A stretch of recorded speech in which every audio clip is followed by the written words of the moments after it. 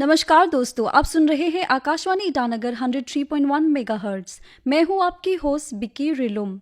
आज के इस स्पेशल प्रोग्राम में आप सभी का हार्दिक स्वागत है। श्रोताओं, सांस लेना हमारी ज़िंदगी का सबसे नेचुरल प्रोसेस है, लेकिन ज़रा सोचिए, अगर वही सांस लेने में तकलीफ़ होने लगे तो ज़िंदगी की रफ्तार रुक सी जाती है। आज हम बात कर रहे हैं वर्ल्ड अस्थमा डे 2026 के बारे में, जो हर साल 5 मई को मनाया जाता है। इस साल का थीम है access to anti inflammatory inhalers for everyone with asthma still an urgent need. इस साल का थीम अस्थमा के इलाज, खासकर इनहेलर्स की अवेलेबिलिटी और एक्सेसिबिलिटी पर जोर देता है। इस महत्वपूर्ण विषय पर चर्चा करने के लिए हमारे साथ स्टूडियो में मौजूद है doctor Devendra Sachdev ji. Doctor Devendra Sachdev Tomo Riba institute of health and medical science, TRIHMS, Naharlagun में फार्माकोलॉजी डिपार्टमेंट के प्रोफेसर और हेड ऑफ द डिपार्टमेंट है। प्रोफेसर साहब, आकाशवाणी ईटानगर में आपका बहुत बहुत स्वागत है। तो चलिए सवाल जवाब का सिलसिला शुरू करते हैं और इस विषय को थोड़ा और डिटेल में समझते हैं। डॉक्टर साहब, वर्ल्ड अस्थमा डे क्यों मनाया जाता है और इसका मेन पर्पस क्या है? बहुत सारे लोग हैं जिनको अस्थमा की समस्या है। कई बार आप देखते हैं कि ठंडी का मौसम है, रात 1 से 4 बजे का वक्त है, या कई बार लोग जो हैं पहाड़ों में हैं और कई बार सांस की तकलीफ़ हो जाती है ना। और यदि मान लो अस्थमा का समय रहते इलाज ना किया जाए तो कई बार मृत्यु भी हो सकती। तो एक प्रकार से एक जागरूकता सभी लोगों में कि अस्थमा आखिर है क्या, और कभी यदि किसी को सांस में तकलीफ़ हो जाए तो कम से कम प्राथमिक उपचार क्या करें, है ना। बस एक ये अवेयरनेस के लिए। बिल्कुल, अवेयरनेस बढ़ाना और सही जानकारी देना इसका सबसे बड़ा उद्देश्य है। अस्थमा एक्चुअली होता क्या है और आम लोग इसे कैसे पहचान सकते हैं कि एक इंसान को अस्थमा हुआ है करके? अच्छा, इसे समझने का प्रयास करते हैं कि आखिर अस्थमा है क्या, एकदम बिल्कुल एक सिंपल सी भाषा में। तो जो भी चीज़ें हैं, हम आज का जो भी वार्तालाप है उसे बहुत सिंपल तरीके से समझने का प्रयास करेंगे। जैसे फॉर एग्जांपल अभी रास्ता है, ठीक है, आप इस रास्ते से अभी हम अंदर आए, मान लो ये रास्ता थोड़ा संकरा हो जाए तो क्या हो जाएगा? संकरा इन ए सेंस कंस्ट्रिक्ट हो जाए, ठीक है, नैरो हो जाए, तो जाने में बहुत मुश्किल होगी। तो जिंदगी हमारी जो चल रही है, हमारे बॉडी के जितने सेल्स हैं, है ना, उनकी आवश्यकताएं हैं। उनकी आवश्यकताएं कोई आईफोन, कोई रॉयल एनफील्ड, कोई महंगी चीज़ नहीं है ना। ये शरीर उस खुदा ने, उस परमात्मा ने जो बनाया है, इनको 2 चीज़ों की आवश्यकता है, एक है ऑक्सीजन और दूसरा है ग्लूकोज। तो इस पूरे वातावरण में, इस एनवायरनमेंट में 21% ऑक्सीजन है। अब जब भी हम सांस लेते हैं, ठीक है, सांस लेते समय एक इंसान ताकत लगाता है और हवा अंदर जाती है। कहाँ से अंदर जाती है? हमारे जो नाक में जो 2 छेद हैं, नॉस्ट्रिल हैं, वहां से भी जाती है, मुंह से भी हवा अंदर जाती है। अब हवा अंदर गई, कहाँ जाएगी? सांस की नली के द्वारा लंग्स में, है ना, जहां पर ये ऑक्सीजन पहुंचेगी और वहां से ये ऑक्सीजन हार्ट में जाएगी। तो हमारा हार्ट पंप करेगा, और जब भी हार्ट पंप करता है यानी कॉन्ट्रैक्ट होता है, तो उसमें ब्लड है, रेड ब्लड सेल हैं जो ऑक्सीजन लेके जाते हैं। इसका मतलब ये होगा कि जब भी हम सांस लेते हैं, ये हवा जो है हमारे फेफड़ों में पहुंचती है। अब सवाल ये होगा कि यदि किसी कारण से ये रास्ता संकरा हो जाए, कंस्ट्रिक्ट हो जाए, जैसे हमारी सांस की नलियां हैं, ट्रैकिया है, नीचे की जो नलियां हैं उसको हम ब्रोंक्यूल्स बोलते हैं, पतली पतली वो नलियां हैं जहां से होते हुए ये हवा हमारे फेफड़ों में पहुंचती है। लेकिन मान लो ये रास्ता थोड़ा सा भी पतला हो गया, संकरा हो गया, तो हवा को अंदर जाने में बहुत मुश्किल होगी। लेकिन एक इंसान, है ना, उस परमात्मा ने ऐसा बनाया है कि शरीर प्रयास करेगा अंतिम समय तक कि किसी भी तरीके से ऑक्सीजन हमारे फेफड़ों में पहुंचती रहे।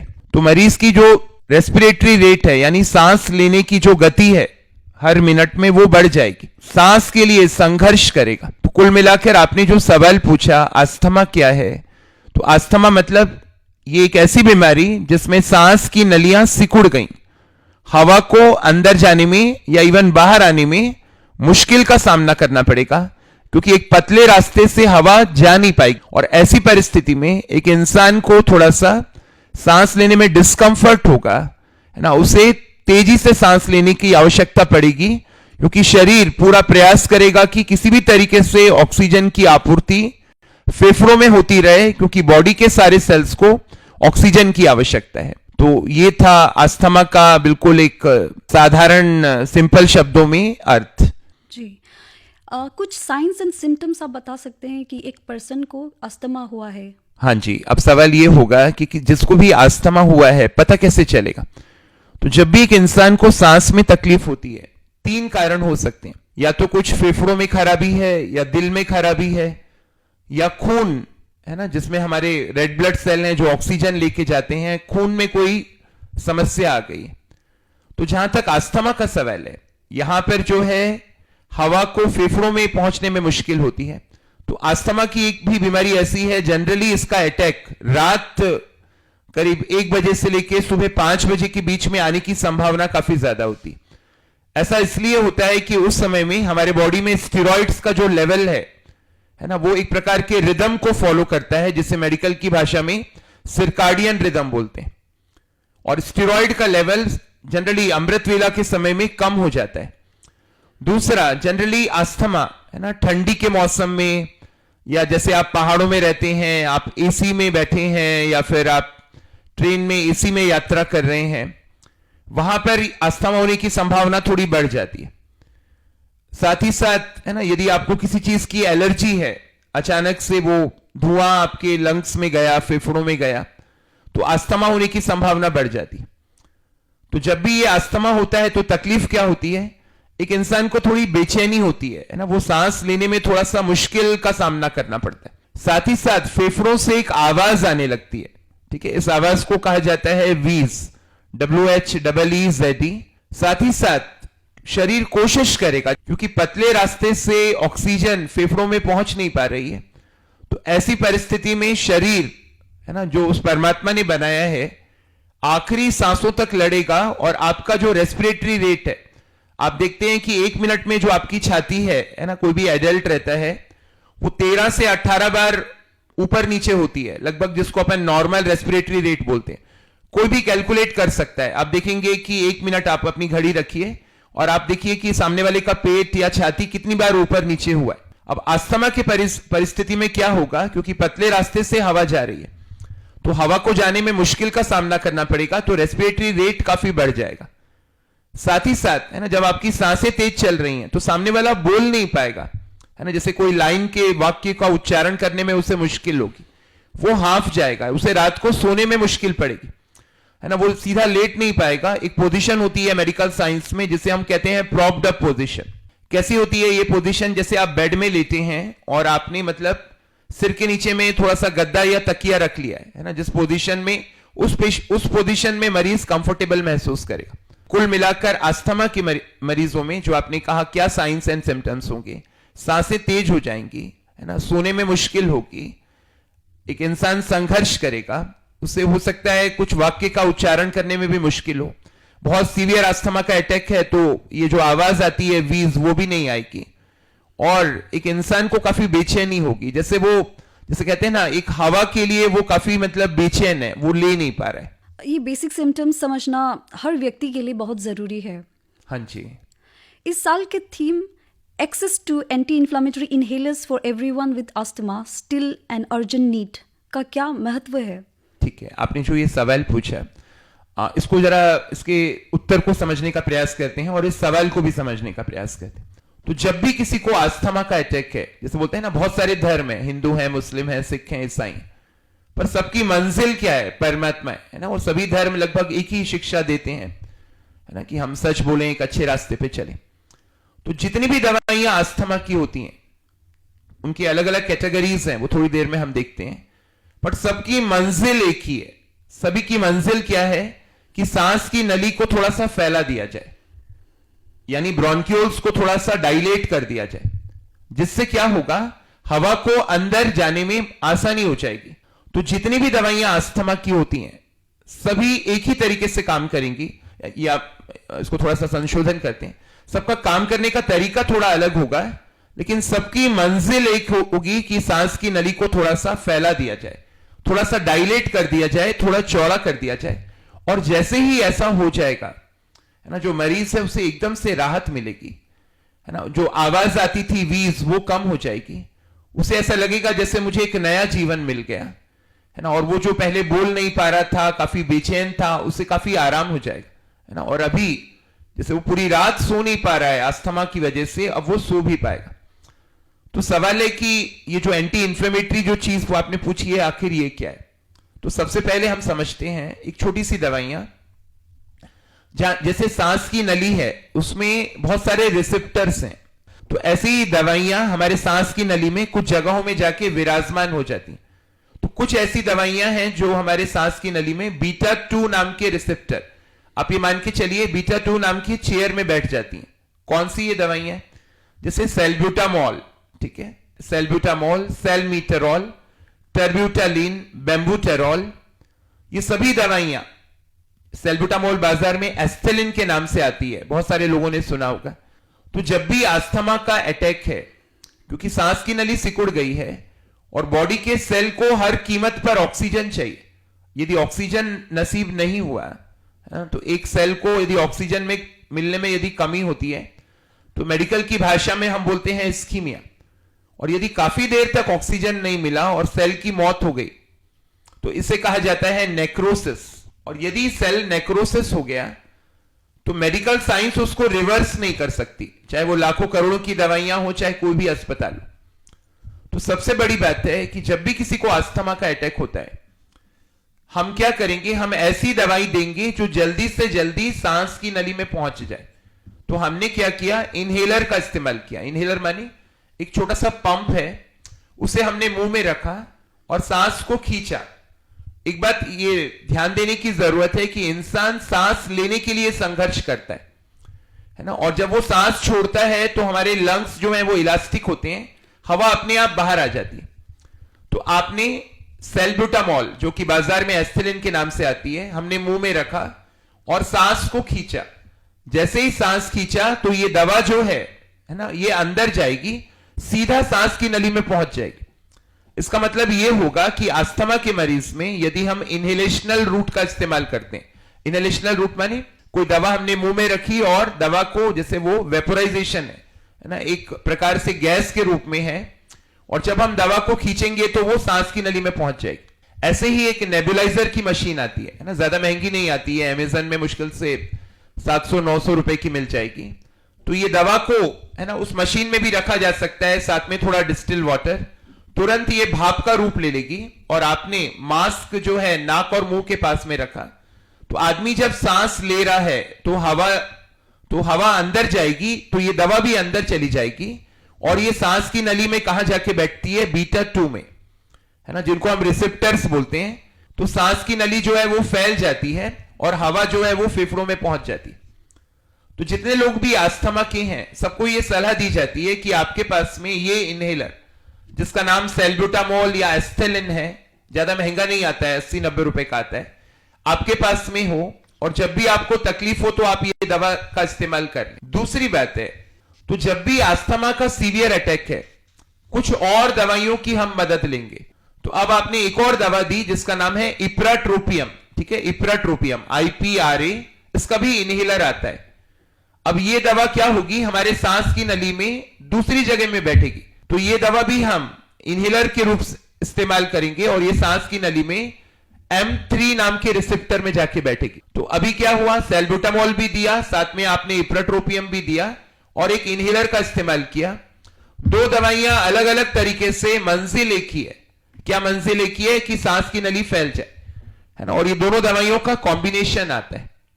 अब सवाल ये हुआ कि मान लो अस्थमा का अटैक काफी सीवियर है, क्या मतलब है, जैसे बोलते हैं ना, बहुत सारे लोग बहुत जिद्दी होते हैं, कितना भी उनको समझाएं वो मानते नहीं है। तो अब दो दवाइयां मान लो मिलकर भी यदि सांस की नली को नहीं फैला पा रही, तो अब आपने तीसरी दवा का इस्तेमाल किया जिन्हें हम स्टेरॉइड्स बोलते हैं। ये स्टेरॉइड्स क्या करते हैं, ये इन्फ्लेमेशन के सारे स्टेप्स को इनहिबिट करते हैं। क्या मतलब हुआ, से फॉर एग्जाम्पल कोई कीटाणु हमारे शरीर में आक्रमण करता है, तो हमारे खून की नलियों से पूरी सेना, जल सेना, थल सेना, वायु सेना, जिसे मेडिकल में कहा जाता है, मेडिकल की भाषा में neutrophil, eosinophil, basophil, lymphocyte, monocyte, जो भी बॉडी ने सैनिक बनाए, वो अपने अस्त्रों शस्त्रों के साथ खून की नलियों से बाहर निकलते हैं और कीटाणु का मुकाबला करते हैं, है ना। देखो ये बहुत बड़ी बात है कि परमात्मा ने हमारा शरीर ऐसा बनाया है कि कीटाणु से लड़ने की ताकत इस शरीर में मौजूद है, और इस प्रक्रिया को कहा जाता है इन्फ्लेमेशन।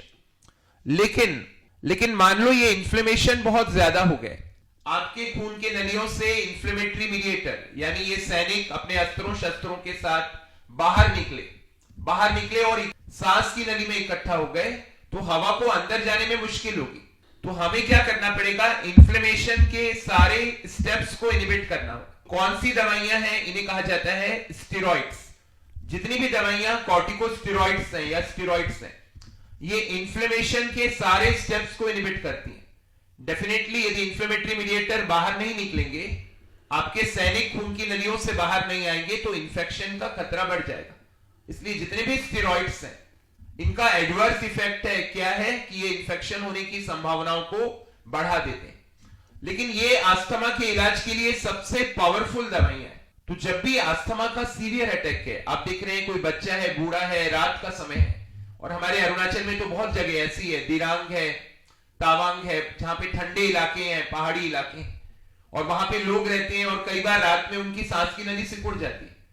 तो आपके पास में यदि कोई भी स्टेरॉइड इनहेलर है जो कि बाजार में ब्यूडेकॉर्ट, ब्यूडेसोनाइट, बेक्लामिथाजोन, फ्लूटिकाजोन के नाम से आता है जी, जैसे ही आपने दिया इनहेलर के रूप में, ये सबसे पावरफुल शस्त्र है अस्थमा के लिए। तो जितने भी मरीज अस्थमा के हैं, सभी को ये सलाह दी जाती है कि अपने पास में कम से कम सैल्ब्यूटामॉल और इप्राट्रोपियम का इनहेलर और कोई भी स्टेरॉइड का इनहेलर रखें। जब सांस की नली सिकुड़ जाएगी, चाहे वो ठंडी का समय हो, चाहे कोई गैस की वजह से हो, चाहे पहाड़ों में हो, सभी को बस एक ही काम करना है कि आप कोई इनहेलर का इस्तेमाल कर लें, या उससे ज्यादा होगा कि आप घर में एक नेबुलाइजर मशीन का रखें, क्योंकि नेबुलाइजेशन मशीन जो है वो ज्यादा कंफर्टेबल होगी, केवल उसको बिजली से चलेगी तो ले जाना मुश्किल होगा। और दवाइयां यही हैं, सैल्ब्यूटामॉल, इप्राट्रोपियम का रेस्प्यूल आता है ना, ब्यूडेसोनाइट का रेस्प्यूल आता है। आप उसमें अस्थमा जो मशीन है उसमें ये दवा डाल दें, थोड़ा सा डिस्टिल वाटर डाल लें, 15-20 मिनट तक उसको इनहेल करें। इनहेल माने आप जैसे ही सांसें लेंगे दवा पहुंच जाएगी, और ये सभी दवाइयां सांस की नली को फैला देंगी, है ना। दवा का असर जनरली 5-6 घंटे तक रहता है। यदि फिर भी लग रहा है 6 घंटे बाद तकलीफ है, तो आप दोबारा से सेवन कर सकते। तो सबसे बड़ी बात है कि अस्थमा की जो भी दवाइयां हैं आपको रोज नहीं लेनी, है ना। जब आपको तकलीफ होगी, जनरली कब होगी, ठंडे समय में या रात के समय में या पहाड़ी एरिया में रहते समय में, तो बस सभी दवाइयों की फाइनल मंजिल एक ही है कि सांस की नली को फैलाना। और जब भी आप स्टेरॉइड का इनहेल करें, आप गर्म पानी से मुंह में गार्गल कर लें ताकि फंगल इन्फेक्शन वगैरह ना हो। ये थीम सच में एक स्ट्रॉन्ग मैसेज देता है कि हर पेशेंट तक एक ट्रीटमेंट और इनहेलर्स पहुंचना बहुत ज़रूरी है। डॉक्टर साहब, अस्थमा कंट्रोल करने में एंटी इन्फ्लामेटरी इनहेलर्स का इम्पोर्टेंट तो आपने बता दिया हमें। क्या अस्थमा को पूरी तरह ठीक किया जा सकता है, या इसे सिर्फ कंट्रोल में ही रखा जा सकता है? तो सबसे बड़ी बात यह है, देखिए बहुत सारे लोग ऐसे हैं जिनमें अस्थमा की बीमारी जेनेटिकली है, यानी कि कब ऐसा हो जाएगा कोई नहीं जानता। तो जब ऐसा होता है, सभी दवाइयां बस सांस की नली को थोड़ा सा फैलाने का काम करती। तो जहां तक सवाल है अस्थमा को क्या हमेशा के लिए पूरे तरीके से ठीक किया जाएगा, तो इसके लिए जैसे थोड़ी सी सावधानी एक इंसान बरत सकता है। जैसे आप थोड़ा सा कोल्ड ड्रिंक, आइसक्रीम या एसी, या फिर आप बहुत मतलब जो ठंडे जगहों में यदि आप रहते हैं, है ना, तो थोड़ा सा आप रूम हीटर वगैरह का इस्तेमाल कर सकते हैं। बट जहां तक आपका सवाल है कि क्या कोई ऐसी दवा है जिससे अस्थमा को हमेशा के लिए ठीक किया जा सकेगा, तो ऐसा नहीं है। यानी जब भी ऐसा होगा, आपको बस इतना करना होगा कि कुछ ऐसी दवाइयों को सेवन करना पड़ेगा जो सांस की नली को फैला दे। तो कई बार अस्थमा का जो समस्या है बहुत सारे लोगों को जीवन भर रहती है, और जब भी ये तकलीफ होती है आपको सांस की नली को डायलेट करना होता है। लेकिन यदि आपने नहीं किया और देर हो गई, तो ऑक्सीजन की सप्लाई कम होने से, है ना, एक इंसान की हालत फिर सीरियस भी हो सकती है। ये सवाल बहुत से लोगों के मन में होता है, और इसका जवाब जानना बहुत ज़रूरी है कि सही ट्रीटमेंट से इसे कंट्रोल किया जा सकता है। डॉक्टर साहब, अस्थमा पेशेंट पर पोल्यूशन का क्या असर पड़ता है? आपने बहुत अच्छा सवाल पूछा। देखिए, एक जमाना था जहां पे बहुत सारी गाड़ियां नहीं थी, आजकल ऐसा एक परिवार है, 5 लोग हैं, 5 गाड़ियां हैं, है ना। आज ऐसा हो गया है कि आपको पड़ोसी के घर भी जाना है तो बिना गाड़ी के कोई चलता नहीं, है ना। तो सबसे बड़ी बात ये होगा कि हमारे पास जो भी व्हीकल्स हैं, जो गाड़ियां हैं, यदि उनकी संख्या कम हो सके। और हमारा सबसे बड़ी बात यह है कि पॉल्यूशन इतना ज्यादा हो गया है कि हमारा जो जीवन है वो बिल्कुल एक सोफिस्टिकेटेड लाइफ हो गई है। तो सबसे बड़ी बात यह है कि यदि पॉल्यूशन बहुत है, धुआं बहुत है, और हम एक, जैसे दिल्ली में भी आप देखते हैं, है ना, एक पूरा का पूरा एक धुएं का गुब्बार है। पेड़ पौधे हमने लगाना बंद कर दिया है, और जितना भी धुआं, है ना, हमारे सांस की नली में जाता है, डेफिनेटली हमें तकलीफ होती है ना। और अस्थमा होने की संभावना बहुत बढ़ जाती है, और अस्थमा के केसेस लगातार बढ़ते चले जा रहे हैं। इससे साफ है कि पोल्यूशन अस्थमा पेशेंट के लिए काफ़ी हार्मफुल हो सकता है और सिम्टम्स को और बढ़ा देता है। आजकल बच्चों में अस्थमा के केसेस बहुत देखने को मिल रहे हैं, तो इसके पीछे क्या वजह हो सकती है? हाँ जी, तो सबसे बड़ी बात यह है कि एक हमारी लाइफ स्टाइल बहुत बदल गई है ना। एक जमाना ऐसा था जहां पर हम खेलते थे, बच्चे दौड़ते थे, भागते थे। आजकल आप देखते हैं बस एक 24 घंटे बच्चा मोबाइल फोन में बिजी है ना। बहुत सारे लोग बोलते हैं हमारे बच्चे बस मोबाइल में गेम्स खेलता रहता है। तो जब आप, है ना, एक प्रकृति से दोस्ती करते हैं, जब आप सुबह उठते हैं, दौड़ते हैं, भागते हैं, एक स्किपिंग करते हैं, जितने भी ये इंडोर गेम्स हैं, है ना, इनसे आप दूर रहते हैं। और हमारा जो रहन सहन है वो ऐसा हो गया है कि जंक फूड की बहुत आदत हो गई। आप देखेंगे सुबह से शाम तक कोई घर का बना हुआ भोजन, सात्विक भोजन, परमात्मा की याद में वो नहीं खाना चाहता। तो सबसे बड़ी बात है ना, यदि हमारी लाइफ स्टाइल बहुत अच्छी है, जिसमें सबसे इंपॉर्टेंट है हमारे फूड हैबिट्स, है ना। मॉर्निंग उठ के वॉकिंग, योग, मेडिटेशन, थोड़ा सा हम पैदल चलें। अदरवाइज, है ना, इसकी वजह से ऐसा होता जा रहा है कि, और जितना भी हमारा वजन है, कितना होना चाहिए, जैसे कहा जाता है हाइट इन सेंटीमीटर -100। तो सबसे बड़ी बात है कि बच्चों में भी अस्थमा की समस्या बहुत बढ़ती जा रही है। उसके पीछे पॉल्यूशन हो सकता है, उसके पीछे हमारी लाइफस्टाइल हो सकती है ना। और आप देखते हैं, है ना, आप देखें पॉल्यूशन इतना बढ़ता जा रहा है। आप इवन सब्जी भी लेने जाते हैं, सभी को आप देखेंगे वो भिंडी एक पॉलिथीन में लेंगे, बैगन एक पॉलिथीन में, है ना, हरी मिर्च एक पॉलिथीन में, अदरक एक पॉलिथीन में। 20 सब्जी खरीदते हैं लेकिन 20 पॉलिथीन। कोई भी एक इंसान आप देखेंगे नहीं जो अपने साथ एक कपड़े का थैला ले जाए।